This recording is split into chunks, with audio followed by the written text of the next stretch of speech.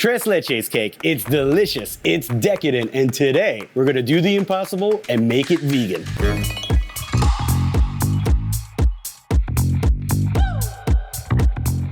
All right, before we jump into this recipe, make sure to hit that subscribe button, click on notifications so you can see all of our awesome videos. So the first thing I always do when baking is preheat my oven. For this recipe, we're looking at 350. And then the second biggest thing I like to do is prepare my pan. So this pan is an 8x8 and I have 2 rectangles of parchment. You always want 2 when preparing your pan. This is gonna allow us to be able to pick this cake up later. That's all that pan needs. It doesn't need any grease, any flour. Once you get that parchment in, you're good to go. It's time to start sifting your dries. Just use a good old-fashioned fine mesh strainer. It'll do the job for you. So what we got here is all-purpose flour, sugar, salt, baking soda, and baking powder. We're gonna go double the leavener.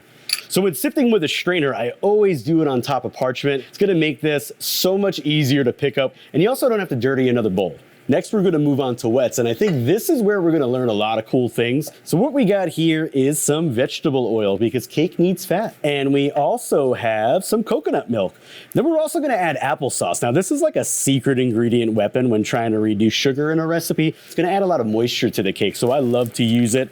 We're gonna add about a tablespoon of pure vanilla extract. So we just mix these wets, you put those to the side, and now it is time to have some fun. If you're trying to cook vegan, this is your secret weapon. This is something called Aquafaba. Say it with me, Aquafaba. Aquafaba is the liquid from a can of chickpeas. This is gonna be a great egg replacer. We're gonna whip it up like a meringue, and it's gonna add volume, and it's really gonna replace the fat that an egg would bring to a cake. So to make this fluffy like meringue, we're gonna add it to a stand mixer. We also need a little cream of tartar. Now this cream of tartar is gonna act like a stabilizer and it's really gonna allow it to whip up. So we're gonna add about 1 teaspoon of this. We're gonna whip this on high speed for about 10 minutes. If you have a hand mixer, it's gonna take around the same time, but I always start my mixer low, turn it up slowly. The goal here is to get a lot of air in there and get it super fluffy. So it's been about 10 minutes, it's time to check our peaks. Now, if you've ever made a meringue, it's a similar process. What we're looking for is this peak to stand straight up. So I always give it a little bit of a mix, and then we're gonna lift that peak up, and if it's standing straight up, we know we're in business. So now it's time to fold the aquafaba into our wet mixture that we made earlier. You wanna put a little bit of the aquafaba in. You don't wanna do the whole thing at once because we run the risk of deflating. And when I fold, it's exactly how it sounds. You're folding the bottom over the top and continuously doing that, but you really wanna be gentle. And as you can see, if done correctly, we're gonna keep the volume that we originally had. At this point, it's still got its volume, so I could start to increase the aquafaba. I mean, this is amazing, this stuff. It literally looks just like whipped cream or a meringue. So put the rest of your aquafaba in and begin to fold. Really be careful on this second turn. Just whip around the sides, fold it on top of itself. And that looks pretty good to me. I'm gonna stop there. I still have my volume. I mean, you can even see the air bubbles in there, which is a great sign. And we're gonna gradually add this flour in. The weight of the flour is actually gonna push the aquafaba down. It will look a little deflated at first, but there's nothing to worry about there.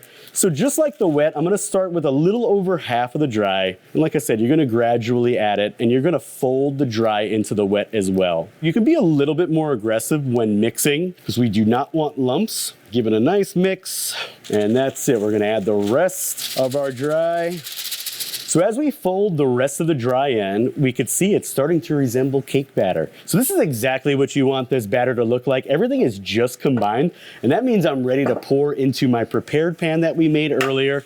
I always like to give the parchment one last little safety check because these little overhangs are gonna allow me to pick this cake right up out of here. So get your batter in. Perfect. So I literally just take my cake pan and I just go a little bit in a circle like that. One little tap on the table to get any air bubbles out. So we are ready to put this in the oven at 350 for about 30 to 35 minutes. So while our cake is in the oven, now it's time to make the milk sauce for the Tres Leches. Typically, Tres Leche is made with heavy cream, sweetened condensed milk, and evaporated milk. We can't use any of those things today because we're going vegan. So for this, we're gonna be using some almond milk. We're also gonna be using some cashew milk, which is like one of my faves. Sweetened condensed coconut milk. Now, if you can't find this in the store, you can make this. Just simmer together 1 can of coconut milk with a 1/4 cup of agave. It takes about 30 minutes and it's gonna reduce by half. Voila, sweetened condensed coconut milk. So one thing that these milks could use right now is a little pop of flavor. So we're gonna add a little bit of cinnamon and a little vanilla. So mix these together, give it a taste, make sure it tastes really good. So good. Push that to the side, and it's time to check our cake. It's been about 30 minutes and it smells amazing. Now we have to check and see if it's done. So what you're gonna wanna do is take a toothpick or a skewer, stab it in the center, and if that comes out clean, you're in business. It's okay if there's a few dry crumbs on there, but that tells me that this is ready. So we're gonna let this cool on a rack for about 10 minutes. Don't touch it. So it's been about 10 minutes and now it's time to get saucy. So you're gonna take a platter.